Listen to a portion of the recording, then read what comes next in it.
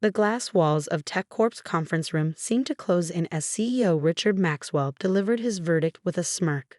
Sarah Chen's accusations are completely false. Her termination is effective immediately. I sat there, surrounded by board members and executives, watching my 5-year career crumble because I dared to speak up.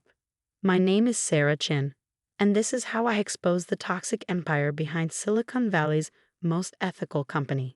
You can't do this, I said, my voice steadier than I felt. I have evidence. What evidence? Richard laughed, spreading his hands to the room. Our IT department has thoroughly reviewed all communications. There's nothing to support your ridiculous claims. Of course there wasn't. They deleted everything after I filed the formal complaint. But they didn't know about my backup server or the software I'd been developing in secret. Sarah, Janet Morris, the head of HR, spoke in her practiced, sympathetic tone. These are very serious accusations against our CEO. Without concrete evidence. Just admit you made it up, Richard interrupted. Maybe then we can discuss a reasonable severance package. I looked around the room at the faces I'd worked with for years. Most avoided my eyes. They'd seen how Richard and his inner circle operated, how they systematically harassed and discredited anyone who challenged them.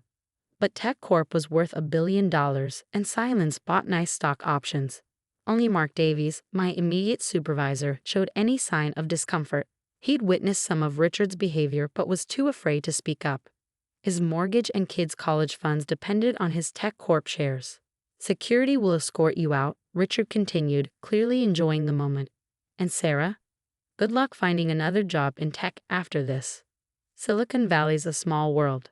As security led me to my desk to collect my belongings, I thought about the past 6 months. The inappropriate comments had started after I was promoted to lead software architect.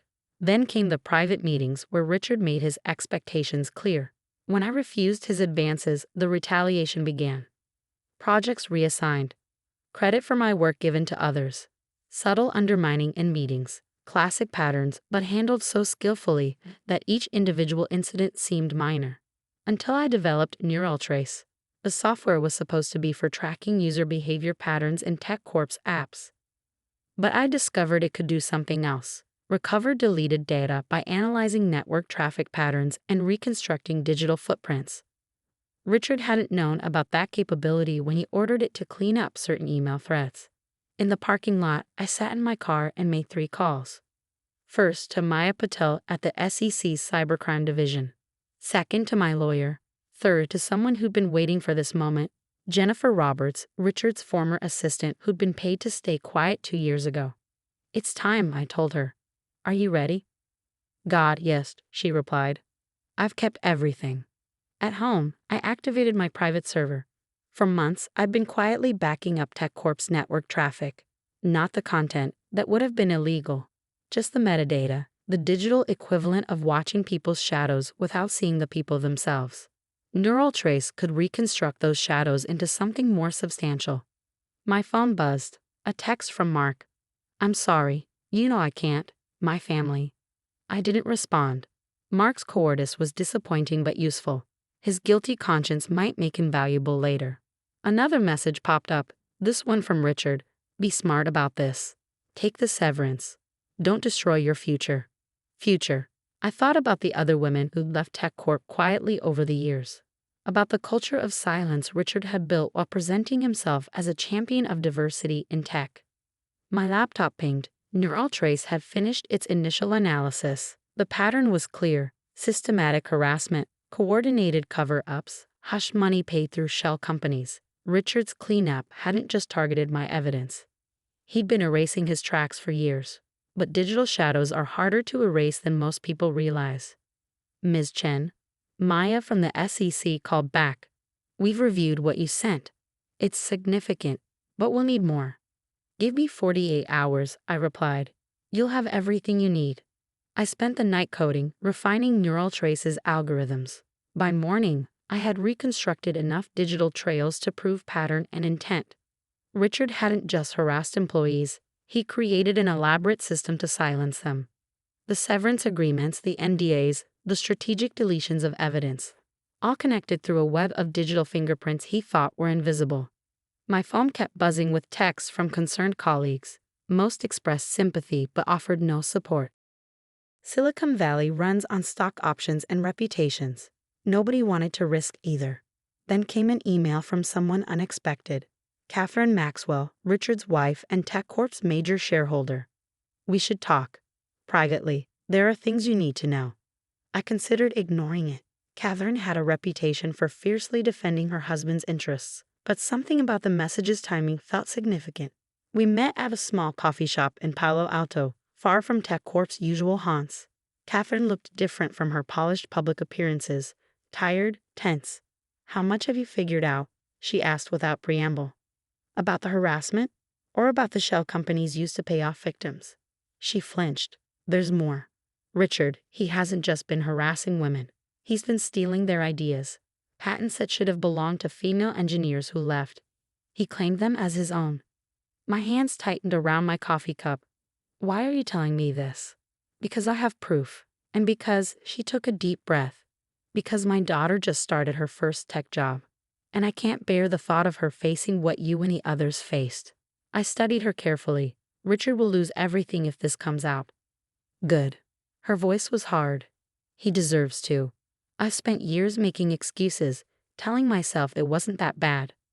But seeing how he treated you, knowing there were others. She pulled out a USB drive. Everything's here. Bank records, original patents, emails I saved before he could delete them.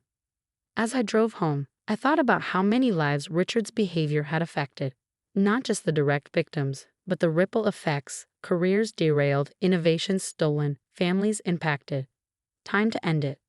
But first, I needed to talk to one more person. Someone who could verify Richard's pattern of theft. Dr. Helen Zhang had been TechCorp's first lead engineer. She left abruptly 3 years ago, right after developing the core technology that made the company valuable. The official story was that she had a breakdown. I found her teaching computer science at a community college.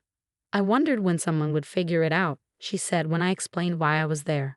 Richard thought deleting files would erase the evidence.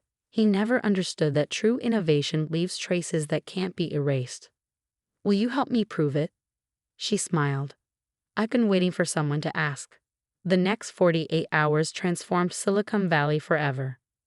The evidence I gathered wasn't just about harassment. It exposed a systematic pattern of intellectual property theft that had built TechCorp's billion-dollar empire.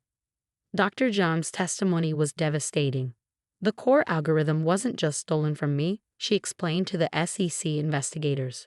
Richard Maxwell altered the timestamps on the patent applications, backdating them to before my breakdown. My phone buzzed constantly with messages from former TechCorp employees, each with their own story. The pattern was always the same. Harassment, theft, threats, then silence bought with settlements and NDAs. But Richard had made one crucial mistake.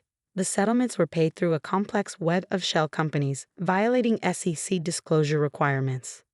That gave federal investigators the opening they needed. Ms. Chen, Maya from the SEC called. We're ready to move. But you should know, this goes beyond TechCorp. Maxwell's pattern connects to other tech companies, other CEOs. Taking him down could shake the entire industry.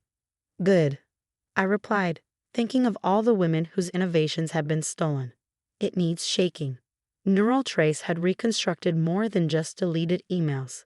It had revealed a network of digital communications between tech executives, sharing strategies for silencing women who dared to challenge them. My laptop pinged with an urgent alert. Someone was trying to hack my backup server. The attack was sophisticated, but I'd been expecting it. The attempted breach just gave me more evidence. They're getting desperate, Catherine Maxwell commented when I told her. She'd become an unexpected ally, providing crucial documentation about Richard's financial schemes. Richard called an emergency board meeting for tomorrow. He's going to try to shut this down. I smiled. Perfect. That's exactly what we need. The TechCorp boardroom was packed the next morning. Richard stood at the head of the table, projecting his usual confident authority. These baseless accusations are an attempt to damage our company, he announced. Our lawyers assure me. Actually, I interrupted, walking in with Maya and a team of federal agents. Your lawyers might want to review this first. The evidence was irrefutable. Neural Trace had reconstructed years of deleted communications. Dr. Zhang's documentation proved the patent theft. Catherine's financial records exposed the illegal settlements. But it was the video that broke him. I had my office rigged with cameras after the harassment started, Jennifer Roberts announced, playing the footage of Richard explicitly threatening her career. Sarah wasn't his first victim, but she'll be his last. Richard's face turned purple. This is all lies. You can't. Richard Maxwell, Maya stepped forward. You're under arrest for securities fraud, intellectual property theft, and witness tampering. As they led him away in handcuffs, his final words were telling, you'll never work in tech again. He was wrong. The story exploded across every media outlet. TechCorp CEO Arias in massive FRAUD CEME Silicon Valley Roskikidi by 8 ARASSMENT and TGFTSCANDAL. Female engineers reclaim steely and patents. The ripple effects were immediate. Other tech companies launched internal investigations. Venture capital firms implemented new oversight procedures. Women across the industry began speaking out about similar experiences. But the real work was just beginning. 3 months later, I stood in TechCorp's renovated headquarters, now renamed Sarah Chen Technologies after its true innovators. The board had undergone a complete overhaul, with Dr. Zhang as CEO and a new commitment to ethical innovation. The patents have all been correctly reassigned, my lawyer confirmed. The settlement funds have been redistributed to the rightful inventors, and the SEC is implementing your software as a standard monitoring tool. Neural Trace had evolved into something more powerful, a system for detecting and preventing corporate fraud before it could take root. Other companies were already licensing it, eager to prove their commitment to change. Mark Davies, my former supervisor, asked to meet for coffee. I should have spoken up, he said, unable to meet my eyes. My silence made me complicit. Yes, I agreed, it did. So what are you going to do about it now? He pulled out a folder. Documentation of similar behavior at other companies. People have been reaching out, sharing stories. They need someone to help them fight back. I studied him thoughtfully. Are you ready to risk your stock options for what's right? I have to be. My daughters are watching. The Sarah Chen Foundation launched the next week, providing legal and technical support for tech workers facing harassment and discrimination. Jennifer Roberts headed up the advocacy division, turning her experience into a force for change. Catherine Maxwell, after divorcing Richard, became one of our strongest supporters. Real innovation comes from diversity, she told a Women in Tech conference. My ex-husband didn't just harass women, he stole their ideas because he couldn't compete with them fairly. A year after Richard's arrest, I received an email from a young programmer. Your story inspired me to fight back. Because of you, I knew I wasn't alone. That's when I realized the true impact of what we'd done. It wasn't just about exposing one corrupt CEO or saving one company. It was about changing the culture that had protected him. Richard was sentenced to 20 years for fraud and theft. His co-conspirators at other companies faced similar charges. The old boys network that had enabled them began to crumble. But more importantly, women in tech found their voices. The industry's culture of silence gave way to one of accountability and support.